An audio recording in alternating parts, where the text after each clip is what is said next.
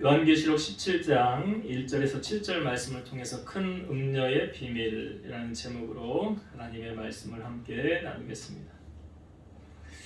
먼저 우리가 저번 주에 나누었던 말씀, 일곱째 천사가 보좌로부터 나와서 대접을 쏟으니까 공중에 쏟았죠. 공중에 쏟았다는 것은 그 공중 권세 잡은 자들의 주 활동 무대가 악한 사단의 세력들, 그들이 심판을 당하는 모습을 보여주고 있죠. 그러면서 거기서 하늘로부터 하나님의 음성이 들려왔습니다. 어떤 음성이었죠? 되었다 그랬죠. 17절에 보니까 되었다라는, 이 되었다라는 것은 완성했다라는 뜻이죠. 그래서 하나님의 말씀은 하나님의 입에서 선포되면 하늘에서 비가 내려서 다시 올라가지 않는 것처럼 하나님 말씀은 반드시 이루어진다라는 것. 그래서 말씀은 약속이라는 것입니다. 그래서 그 말씀이 모든 것을 이루었다. 예수님도 그래서 산송 십자가를 지시고 그 가상 7원의 말씀 가운데 가장 마지막으로 하셨던 말씀이 다 이루었다 그러잖아요. 다 이루었다. 그래서 결국은 영적 싸움의 승패는 어디서 결정되느냐면 하나님의 손 안에서 결정되어집니다. 그래서 우리가 이 땅을 싸우고 있지만 우리는 이미 이긴 싸움을 싸우고 있는 것이다. 왜? 주님이 다 승리해 놓으셨기 때문에, 주님이 승리하신 그 싸움을 우리가 싸우고 있는 것이다. 그래서 주님이 되었다, 완성되었다. 결국 이제 모든 최후의 완성의 끝은 언제입니까? 우리가 지금 살아가는 시대를 말세라고 그랬죠. 말세와 그 마지막 말세와 그 끝은, 주님이 오시는 그 끝은 말세 지말이라고 그랬죠. 그 끝은 주님이 오시면 이제 모든 것이 다 교통 정리가 되는 거예요. 양과 염소를 다 나뉘고 악한 원수는 무저갱에 들어가고 사단의 세력들은 다 이제 심판을 받게 되고 하나님의 백성들은 주님 옆에서 함께 왕노릇한다. 언제 오실지는 아무도 몰라요.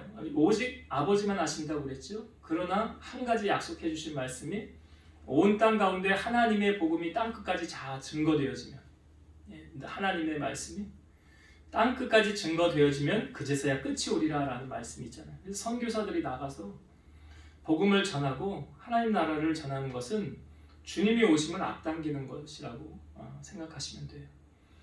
그래서 이제 결국은 그렇게 끝났다, 다 되었다라는 말씀과 또 한 가지 나누었던 것이 큰 하늘에서 우박이 내릴 때, 여기 네 번째, 다섯 번째 재앙이 내렸을 때도 사람들의 반응이었죠. 그 심판을 당하면서도 그들이 오히려 그 현상을 보면서 하나님 앞에 회개하고 돌이키지 않더라. 그리고 오히려 하늘을 향하여 손가락질을 하고 하나님을 향하여 비방하고 회개하지 아니하더라.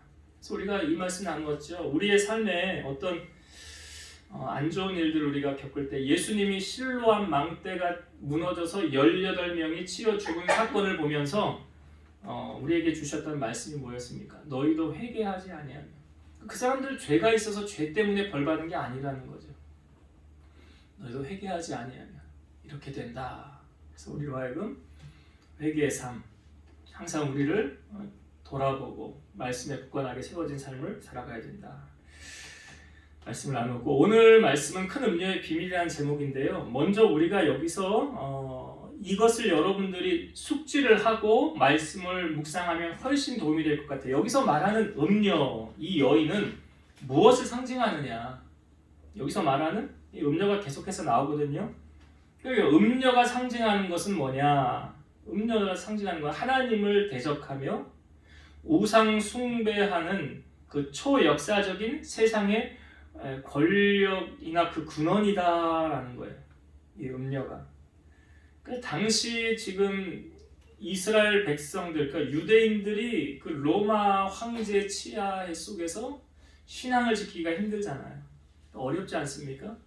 여기 말하는 음료는 상징적으로 그 당시의 세상의 권력 주관자, 그러나 하나님의 반대편에 선 사람. 로마 황제라고도 이야기할 수 있겠죠. 이제 우리가 이제 본문으로 읽고 나누겠지만 뭐 바벨론이라고도 하고 또 뭐 여기서 큰 성이다라고도 표현을 하는데, 그러니까 큰 음녀는 하나님을 대적하는 그 권력의 최강자다라고 생각하시면 되고요. 여기서 나오는 이제 붉은 빛 짐승이 또 나옵니다. 이 붉은 빛 짐승의 특징이 머리가 7이고 뿔이 10가졌더라. 이건 우리가 이 앞부분에서도 살펴보았죠. 바로 사탄, 마귀를 뜻하는 거예요. 그러니까 이 지금 17장에는 이들의 심판이 이제 선포되어질 거라는 것을 우리에게 보여주고 있습니다. 그래서 1절부터 제가 다시 한번 볼게요. 뜻을 보면서 1절에 있습니다. 또 7 대접을 가진 7 천사 중 하나가 와서 내게 말하여 이르되 이리로 오라. 많은 물 위에 앉은 큰 음녀가 받을 심판을 내게 보이리라. 여기에 많은 물 위에 앉은 큰 음녀가 받을 심판 이렇게 나오죠.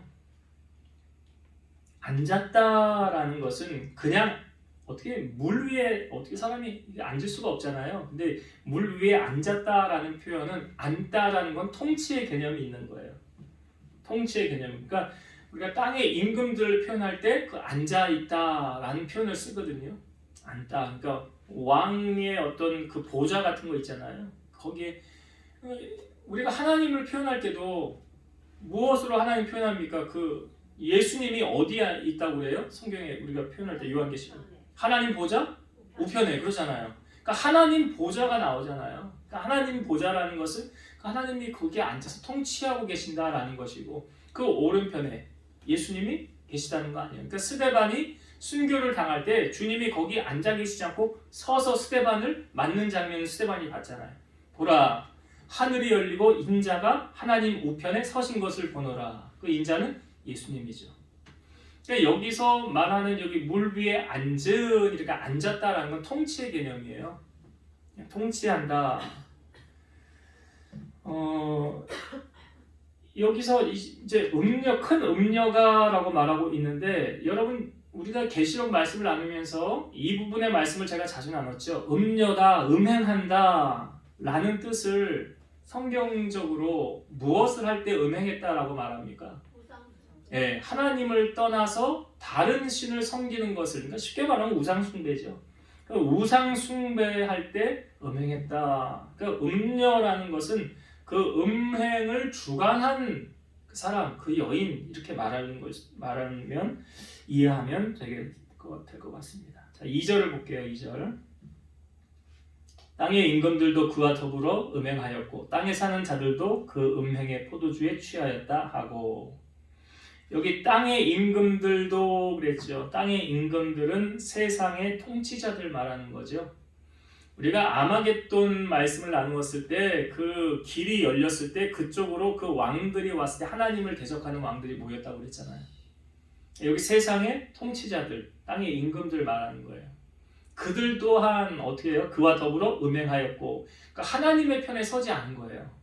하나님을 섬기지 않은 표현을 여기서 성경은 음행했다라고 말하는 거예요.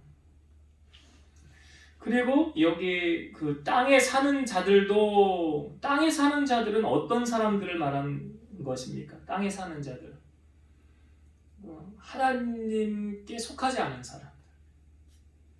하나님에 속한 사람들은 하늘에 속한 자들이라는 표현을 많이 하고요. 땅에 속한 자들은 그 생명책의 이름이 기록되어지지 않은 사람, 구원받지 못한 사람들, 그 사람들이 다 하나님을 대적하는 거죠. 하나님을 따르지 않는 거죠. 3절 봅니다. 또 성령으로 나를 데리고 광야로 가니라. 내가 보니 여자가 붉은빛 짐승을 탔는데 그 짐승의 몸에 하나님을 모독하는 이름들이 가득하고 7머리와 10뿔이 있는데, 성령의 이끌림을 받아 광야로 갔는데 환상이 보이는 거죠. 여자가 붉은빛 짐승을 탔더라. 붉은빛 짐승은 이 우리가 앞부분에 계시록 앞부분을 통하여서도 계속 우리에게 보여주고 있었어요. 한번 확인해 볼까요? 12장 앞으로 좀 넘기셔서 3절을 한번 보세요. 12장 3절. 붉은빛 짐승이 여기 나오죠. 12장 3절. 하늘에 또 다른 이적이 보이니 보라, 한 큰 붉은 용이 있어 머리가 7이요 뿔이 10이라. 그 머리에 7 왕관이 있는데 여기 한 큰 붉은 용이 있어. 붉은 짐승이죠. 붉은 용이라고 표현하고 있고 똑같지요. 여기서 등장하는 머리가 몇 개래요? 7이고 뿔이 10개다. 예, 머리. 그래서 우리가 이거 이해할 때 제가 쉽게 여러분들에게 설명드린 게 우리나라 귀신 설명할 때는 어떻게 설명한다고 그랬어요? 소복 입은 귀신 나온다고 그랬잖아요. 머리 흐트러뜨리고 길게 해서 흰 소복 입으면 딱 보면 저거 뭐라? 귀신이다. 예, 귀신이다. 여기서 이 상징적인 표현을 하는 거 이스라엘 사람들은 머리가 7이고 뿔이 10이래. 그 귀신이네. 그 이해를 하는 거예요. 그렇게. 문화의 차이지만 우리가 그걸 이해하면 이건 이게 귀신이구나. 귀신이라는 것을 알려주고 있는 거예요. 자, 거기 여기 붉은빛 짐승. 그러니까 이 정체가 뭐냐? 사단이라는 걸 알 수 있죠. 예, 붉은빛 짐승을 탔다. 그러니까 지금 이 음녀가 붉은빛 짐승을 탔다는 거 아니에요. 그렇죠? 그러니까 여기서 제가 앞부분에 설명드렸어요. 음녀란 뭘 의미한다? 하나님을 대적하는 최고 권력자라고 그랬어요.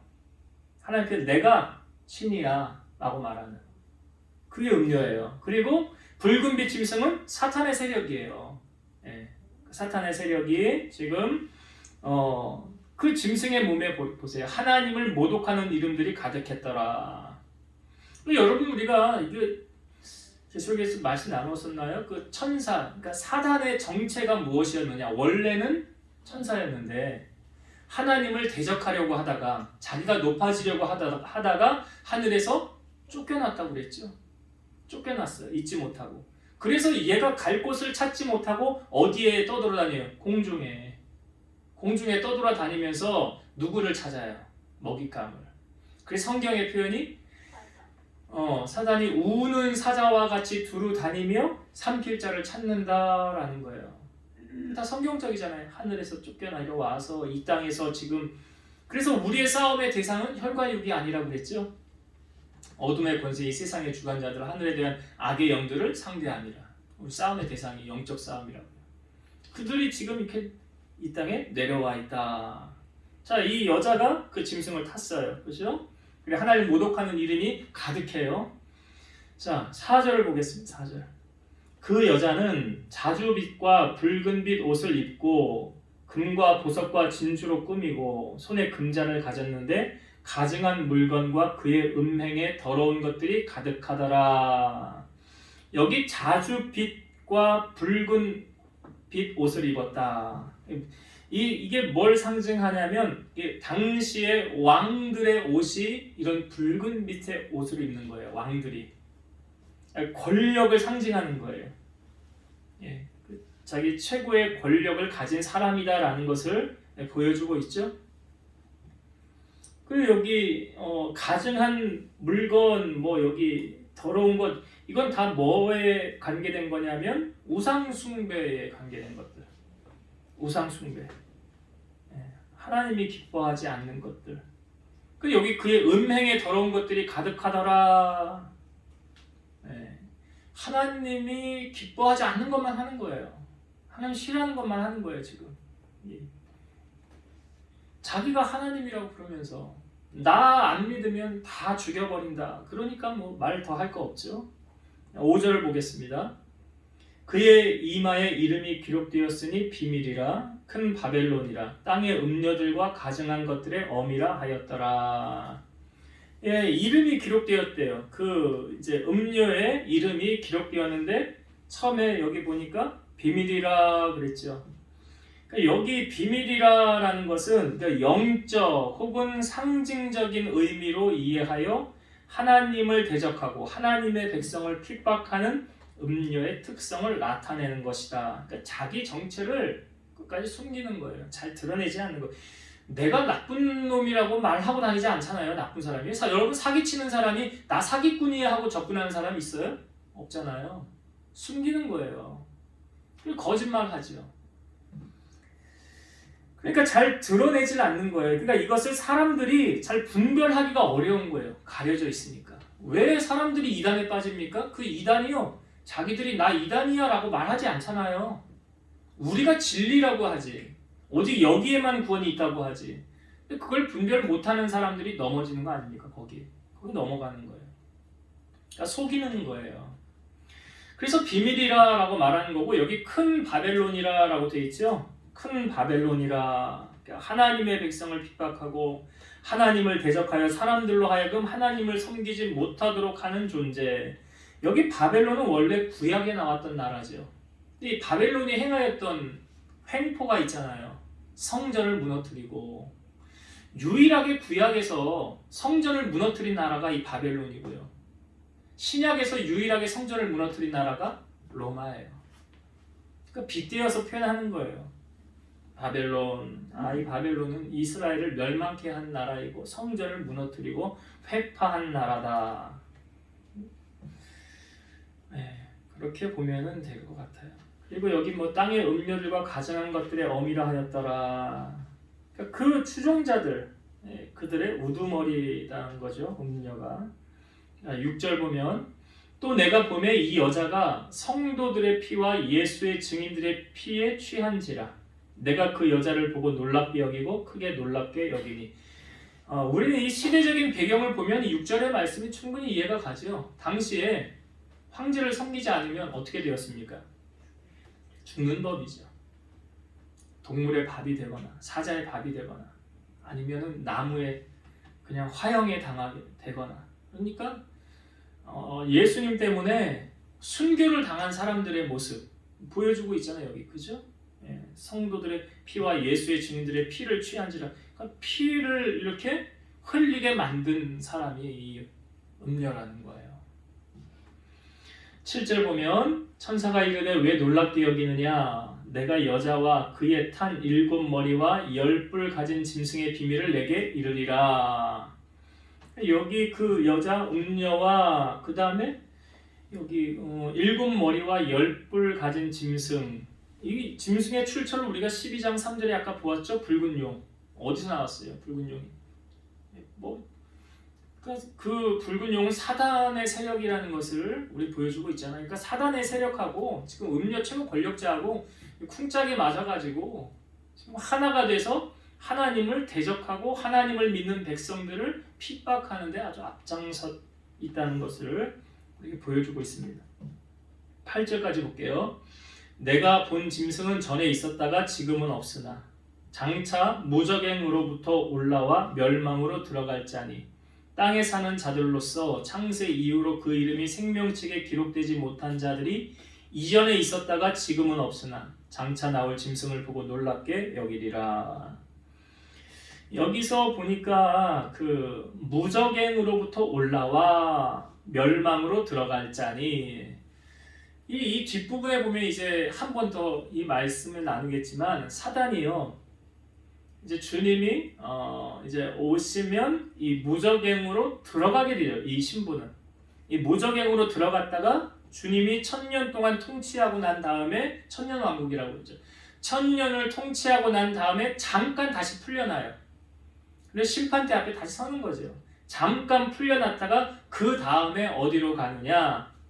이제 지옥에 가는 거예요. 그러니까 여기 성경에 말하는 게 딱 맞아요. 무적행으로부터 올라와 멸망으로 들어갈 자니. 여기서 말하는 멸망이 지옥이잖아요. 결국 그리로 들어가는데 한번 볼까요? 20장 2절과 3절 한번 봅시다. 요한계시록 20장 2절과 3절. 계시록 20장 2절 3절 봅니다. 용을 잡으니 곧 옛 뱀이요 마귀요 사탄이라 잡아서 1000년 동안 결박하여 무적행에 던져놓고, 그러니까 잡아서 1000년 동안 무적행에 들어가 있는 거 맞죠? 무적행에 던져놓고 잠그고 그 위에 인봉하여 1000년이 차도록 다시는 만국을 미혹하지 못하게 하였는데 그 후에는 반드시 잠깐 노이리라. 그 후에는 잠깐 노이리라. 그러니까 1000년이 차면 그 다음에 나와요. 볼까요? 20장 7절. 20장 7절. 1000년이 참에 사탄이 그 옥에서 놓여 나와서 땅의 사방 백성 곧 곡과 마곡을 미혹하여 모아 싸움을 붙이리니 그 수가 바다의 모래 같으리라. 그들이 지면에 널리 퍼져 성도들의 진과 사랑하는 성을 두르매 하늘에서 불이 내려와 그들을 태워버리고 또 그들을 미혹하는 마귀가 불과 유황못에 던져지니 거기는 그 짐승과 거짓 선지자도 있어 세세토록 밤낮 괴로움을 받으리라. 여기 이제 잠깐 천년 뒤에 풀려나지만 그들의 결론은 어떻게 됩니까? 10절 나오죠. 20장 10절. 불과 유황못에 던져지니. 여기가 지옥이잖아요. 거기에는 여기 보니까 거짓 선지자도 있어. 그러니까 여기 이 불과 유황못에 떨어지는 사람들은 제가 이 부분을 조금 이따 다시 말씀을 드리려고 하지만 아무튼 사탄의 결론은 여기 가는 거예요. 마지막 그들의 결론은. 그것을 오늘 우리가 읽은 본문의 8절에서 이미 말씀해 주고 있는 거예요. 무적행으로부터 올라 멸망으로 들어갈 자다. 결국 그들의 결론이 이렇게 된다는 것을 알고 있어요. 사단은. 알아요. 모르지 않아요. 알고 있으니까 최후 발악을 하는 거예요. 최후 발악. 자, 오늘 그래서 1절부터 8절까지 말씀을 보았는데 저는 오늘 본문 속에서 주시는 은혜 두 가지 함께 나누고자 합니다. 첫 번째, 요한이 이 붉은 짐승과 이 여인을 이렇게 그들의 정체를 보게 된 배경이 오늘 3절에 보니까 이렇게 나와요. 3절을 한번 다시 봅시다. 3절. 곧 성령으로 나를 데리고, 나는 요한이잖아요. 곧 성령으로 나를 데리고 광야로 가니라. 내가 보니 여자가 붉은빛 짐승을 탔는데 그 짐승의 몸에 하나님을 모독하는 이름이 가득하고 7머리와 10뿔이 있으며. 자, 이 요한이 지금 어떻게 해서 이들의 정체를 보게 된 것입니까? 성령께서 나를 이끌고 광야로 가셨다라고 말하고 있죠. 우리가 여러분 신앙생활하면서 왜 성령 충만해야 하는가? 두 가지 이유가 있어요. 왜 성령 충만해야 하는가? 두 가지. 첫 번째는 하나님의 뜻을 알기 위해서 우리는 성령 충만해야 돼요.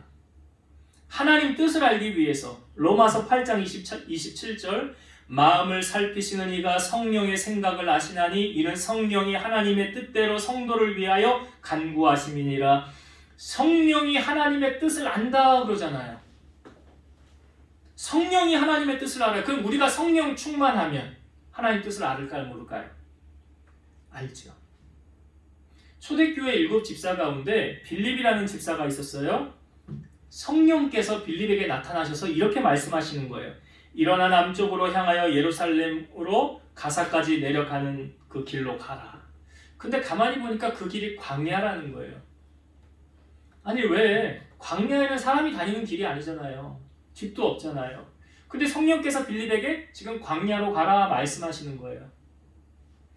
그래서 순종하여 광야로 내려갔어요. 그랬더니 에디오피아 여왕 간다게의 모든 국고를 맡은 관리인 네시가 예루살렘으로 예배하러 왔다가 돌아가는 길에 선지자 이사야의 글을 읽고 있는 거예요. 그러니까 성령께서 빌립에게 이 수레로 가까이 나아가라 그러는 거예요.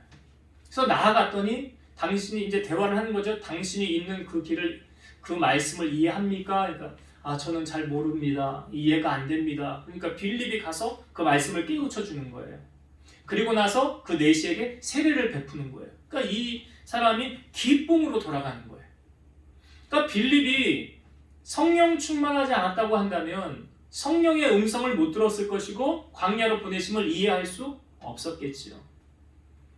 그래서 성령 충만해야 되는 거예요. 고린도전서 2장 10절과 11절 오직 하나님이 성령으로 이것을 우리에게 보이셨으니 성령은 모든 것 곧 하나님의 깊은 것까지도 통달하시느니라. 사람의 일을 사람의 속에 있는 영 외에 누가 알리요? 이와 같이 하나님의 일도 하나님의 영 외에는 아무도 알지 못하느니라. 자, 성령께서 하나님의 깊은 것을 통달하고 계신다 그러잖아요. 그러니까 이와 같이 하나님의 일도 하나님의 영 외에는 몰라요. 그러니까 하나님의 일을 우리가 알고자 한다면 성령에 충만해야 돼요. 그러면 하나님이 뭘 원하시는지 우리가 알 수 있는 거예요. 그러니까 나를 향한 하나님의 뜻이 알고 싶다면 그러면 성령 충만에 힘쓰십시오. 성령 충만해야 돼요. 그래야 하나님이 지금 나에게 뭘 원하시는구나 라는 걸 이해할 수 있게 돼요. 그래서 우리가 하나님의 뜻을 알기 위해 성령 충만해야 되고, 두 번째는 성령의 인도하심을 받기 위해서 성령 충만해야 된다. 여러분, 우리가 가는 길이 우연이 있습니까? 없습니까? 우연은 없어요. 로마서 8장 28절 우리가 알거니와 하나님을 사랑하는 자 곧 그의 뜻대로 부르심을 입은 자들에게는 모든 것이 합력하여 선을 이루느니라. 그의 뜻대로 성령의 뜻대로 부르심을 입은 자. 이게 무슨 말이야? 하나님의 인도함을 받는 자라는 거잖아요. 성령께서 우리를 불러주지 않았더라면 우리는 하나님 앞에 나올 수 없었을 거예요. 여러분 사도 바울이 전도 여행이 1차, 2차, 3차 로마까지 복음을 전하게 되죠. 스바냐까지 나중에 가는데 그 전도 여행이 어떻게 시작되느냐? 이렇게 시작돼요. 사도행전 13장 2절 주를 섬겨 금식할 때에 성령이 이르시되 내가 불러 시키는 일을 위하여 바나바와 사울을 따로 세우라 하시니. 성령이 말씀하시는 거예요. 내가 불러 시키는 일을 위하여 바나바와 사울. 당신은 사울이었고 이제 전도여행 출발하면서 그의 이름이 사울에서 바울로 바뀌어요. 그 누가 따로 세우라고 하신 거예요? 성령께서. 그래서 사도행전 13장 4절 두 사람이 성령의 보내심을 받아 실루기아에 내려가 거기서 배 타고 구브로에 가서 1차 전도여행이 시작된 거예요. 누가 보내신 거예요? 성령께서. 성령께서 보내신 거예요. 예수님도 사역을 시작하시기 전에 40일을 금식기도 하십니다. 그 뒤에 마귀에게 시험을 받으시죠. 그래서 성경이 이렇게 기록되어져 있어요. 마태복음 4장 1절 그때에 예수께서 성령에게 이끌리어 마귀에게 시험을 받으러 광야로 가사. 예수께서 성령에게 이끌리어. 여러분 우리가 왜 성령 충만 받아야 됩니까? 하나님의 인도함을 받기 위해서예요. 하나님이 내 가는 길을 인도함, 그 길을 주님께 맡기고 나아가는 자는 성령 충만에 힘써야 돼요. 우리가 어떻게 성령 충만 받을 수 있습니까? 두 가지로 성령 충만 받을 수 있어요. 성경에서 보여주는 답이에요. 첫 번째, 120명의 문도들이 주님이 올라가신 다음에 내가 보혜사를 너에게 보낼 것이니 너희를 위하여 기도하라. 그러니까 마가의 다락방에서 120명이 모여서 10일 동안 간절히 기도했어요. 그러니까 예수님이 부활하시고 40일을 계시고 하늘로 올라가셨죠. 그리고 10일 동안 기도해서 10일 만에 성령이 임했어요. 이게 성령 강림절이에요. 오순절이에요.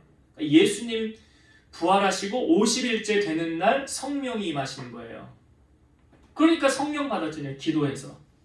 그러니까 기도함으로 성령 충만함 받을 수 있어요. 또 한 가지, 베드로가 고넬료의 집에 가서 말씀을 전할 때 고넬료가 주변의 친구들, 친지들, 아는 사람들 다 불러 모았어요. 그리고 베드로가 전하는 말을, 설교를 들은 거예요. 말씀을 들은 거예요. 그때 성경에 보니까 말씀 듣는 모든 자들에게 성령이 임하시니. 언제 성령이 임한다고요? 말씀 들을 때, 설교 들을 때. 그러니까 기도할 때하고 하나님의 말씀을 들을 때 성령이 임하는 거예요. 그러니까 이 성령이 임하는 게 얼마나 중요한 겁니까? 여러분 하나님 뜻 알고 싶잖아요. 나를 향한 하나님의 계획 알고 싶잖아요. 그럼 성령 충만에 힘쓰셔야 돼요. 그리고 나 주님의 인도함 받고 싶잖아요. 그럼 성령 충만에 힘쓰셔야 돼요. 다른 거 없어요. 기도와 말씀 아니에요. 그러니까 하나님의 말씀과 기도로 거룩해지는 거잖아요. 우리가 이 두 가지에 힘써야 된다. 성령 충만함에 힘써야 된다라는 것.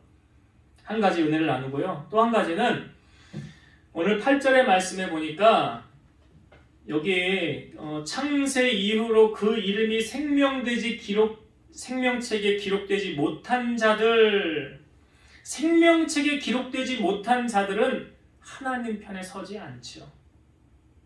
다시 말씀드리면 구원받지 못한 자들이에요. 그런데 여러분, 이 생명책이라는 것은 요한계시록에도 많이 나오지만 이스라엘 백성들을 출애굽하여 인도한 모세 있죠. 자, 모세가 시내산에서 올라가서 십계명을 받을 때 백성들이 금송아지 만들고 타락했죠. 모세가 내려왔어요. 여호와께 속한 자 나와라. 그러니까 레위 지파가 나왔어요. 그리고 사람들이 그날 많은 희생을 당했어요. 그리고 나서 모세가 하나님 앞에 기도하는 거예요. 하나님, 우리 백성들 죄를 사하여 주세요. 우리가 이렇게 희생도 했고 죄값도 치르지 않았습니까? 그러니까 죄를 용서해 주세요. 그 다음에 모세가 이 말을 덧붙였어요. 주께서 기록하신 책에서 내 이름을 지워버려 주옵소서. 만일 백성들의 죄를 주님이 사하지 않는다고 한다면 주님이 기록하신 책에서 내 이름을 지워버려 주세요. 이게 무슨 책이에요? 주께서 기록하신 책. 생명책, 생명책. 그러니까 모세가 생명책을 알았다는 거 아니에요. 그 다음에 하나님이 이렇게 말씀하셨어요. 누구든지 내게 범죄하면 내가 그 책에서 그를 지워버리리라. 그 책이 있잖아요. 그 책이 있잖아요. 거기 생명책. 신약 시대의 제일 위대한 사도 한 사람 뽑으라고 한다면 사도 바울이죠. 사도 바울이 이 생명책에 대해서 언급한 게 있어요. 빌립보서 4장 3절. 또 참으로 나와 멍에를 같이한 내게 구하노니 복음에 나와 함께 힘쓰던 저 여인들을 돕고 또한 글레멘드와 그 외에 나의 동역자들을 도우라. 그 이름들이 생명책에 있느니라. 하나님의 일을 위해 수고하고 헌신한 그들의 이름이 어디에 있더라고요? 생명책에. 생명책에. 생명책에 있는 사람만 구원받아요. 없으면 못 받아요. 성경에 그렇게 우리에게 보여주고 있어요. 한번 볼까요? 자, 계시록 20장 15절. 요한계시록 20장 15절. 누구든지 생명책에 기록되지 못한 자는 불못에 던져지더라. 그렇죠? 생명책에 이름이 기록되어져 있지 않으면 불못은 어디 말하는지 아시죠? 그 다음에 21장 27절, 21장 마지막 절 보세요.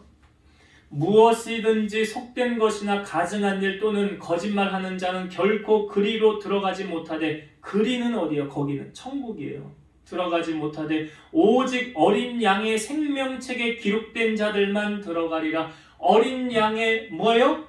생명책. 여기 또 나오잖아요. 그러니까 이 책이 그냥 존재하지 않는, 그냥 있다가 없어지는 그런 책이 아니라요. 거기 명단이 있어야 되는 거예요. 비행기 탈 때 탑승자 명단이 있는 것처럼 없으면 비행기 못 타잖아요. 그런 것처럼 천국 문 앞에서 생명책이 딱 있는데 여기 아무개 너는 여기 이름이 있구나. 이름이 여기 새겨져 있구나. 그래 너는 천국으로. 아무개 너는 어디 보자. 이름이 있나 없나. 너는 이름이 없구나. 이름이 없으면 어디 가요? 불못에. 이게 누가 정한 법이에요? 하나님이 정한 법이에요. 하나님이. 이렇게 토기장이 되신 하나님이 정한 법이라고요. 여기에 뭐 토를 달 수도 없고 여기에 뭐 이의를 제기할 수도 없는 거예요. 우리가 이 사실을 알았다고 한다면 무엇보다 여러분 생명책에 이름 기록되기 위해서 우리 힘써야 되지 않을까요? 공부 좀 더 하는 거, 뭐 돈 좀 많이 버는 거, 그게 중요한 거 아니라고요. 하지 말라는 건 아니지만 우선순위가 어딨냐, 뭐가 중요하냐를 알고 신앙생활 하셔야 돼요. 이 천국과 지옥은 실제라니까요. 실제. 이론이 아니라.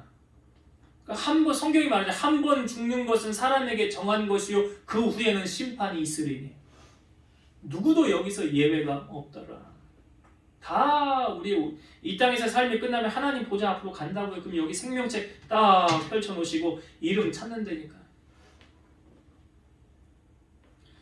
우리가 이걸 하나님 우리에게 오늘 알려주셨으니까 여러분들 이 진리, 이 사실을 안 여러분들은 어떻게 하셔야 될지 잘 생각하세요. 잘 생각하시면서 신앙생활 하시라.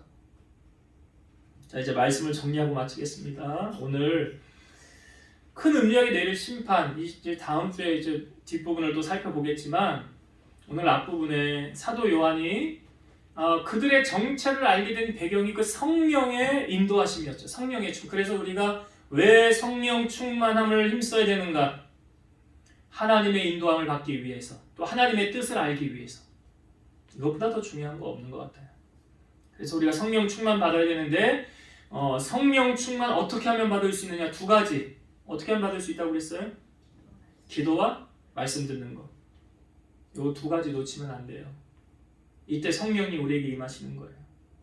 그래서 이 두 가지 여러분 힘쓰시고, 두 번째는 그 생명책에 이름이 기록되지 않은 자들은 하나님을 비방해요. 하나님 손가락질해요. 고난을 당하면서도 하나님을 저주한다니까요. 왜? 이들은 하나님 편에 서지 않은 자들이기 때문에. 그러나 하나님의 백성들, 하나님의 생명책에 이름이 기록된 자들은 절대로, 여기 6절에 나오잖아요. 예수의 증인들의 피, 성도들의 피, 순교하기까지 생명책에 이름이 기록된 자들은 배반하지 않는다고요. 우리가 이 앞부분에도 이거 나왔어요. 여기 제가 읽어볼게요. 13장 8절. 죽임을 당한 어린 양의 생명책에 창세 이후로 이름이 기록되지 못하고 이 땅에 사는 자들은 다 짐승에게 경배하니라. 역으로 말하면 생명책에 이름이 기록된 자들은 짐승에게 경배 안 해요. 안 한다고요. 왜? 할 수가 없지. 어떻게 내가 주님을 배반해? 어떻게 내가 주님을 떠날 수가 있어? 나를 위해 죽으셨는데. 그러니까 그 이름이 있느냐 없느냐, 생명책에. 중요한 말이에요. 오늘 이 말씀을 들은 여러분들 꼭 생명책에 내 이름이 기록되고, 하나님이 그 금송아지 사건을 통해서 내게 범죄하면 내가 지워버린다고 했는데 그런 일이 있으면 안 되잖아요. 오히려 이름이 명단이 없는 누구누구 생각나거든 그들을 빨리 주님 앞으로 인도해서 예수님 구주로 영접하게 만들어서 죄사함 받고 천국 백성 만들어서 함께 천국에 들어갈 수 있는 그런 은혜가 여러분들 삶 가운데 임하게 되기를 주의 이름으로 축원드립니다. 기도하시겠습니다. 살아계셔서 역사하신 하나님, 우리가 이 땅 가운데 살아가면서 무엇이 중요한지를 오늘 우리에게 알려주셨습니다. 세상의 지식을 쌓는 것, 배우는 것, 돈을 많이 버는 것, 사람의 마음을 얻는 것, 물론 그런 것이 중요하지 않는 것은 아니지만 우리가 신앙생활하며 가장 힘써야 하는 것은 성령 충만함이었습니다. 우리가 성령이 충만해야 하나님의 뜻을 분별할 수가 있고 하나님의 인도함을 받을 수 있다고 알려주셨사오니 우리 사랑하는 성도들이 하나님 앞에 기도함을 통해서 또한 말씀을 듣고 말씀을 읽고 순종함을 통해서 성령 충만으로 거듭나서 하나님께 영광 돌리고 살아가는 우리 성도들 되게 하여 주옵소서. 또한 나중 우리가 주님 앞에 섰을 때에 생명책의 그 명단이 다 기록되어져서 다 천국에 입성하는 우리 성도들 되게 하시고, 아직도 이 사실을 알지 못하는 우리 주변의 지인들, 우리 혈육들, 이 복음을 전하여서 저들도 함께 생명책의 이름이 기록되어 함께 하나님의 나라 입성할 수 있는 은혜를 누릴 수 있도록 축복하여 주옵소서. 예수님 이름으로 감사하며 기도드리옵나이다. 아멘. 하늘에 계신 우리 아버지여, 이름이 거룩히 여김을 받으시오며 나라의 임하옵시며 뜻이 하늘에서 이룬 것 같이 땅에서도 이루어지이다. 오늘날 우리에게 일용할 양식을 주옵시고 우리가 우리에게 죄 지은 자를 사하여 준 것 같이 우리 죄를 사하여 주옵시고 우리를 시험에 들게 하지 마옵시고 다만 악에서 구하옵소서. 나라와 권세와 영광이 아버지께 영원히 있사옵나이다.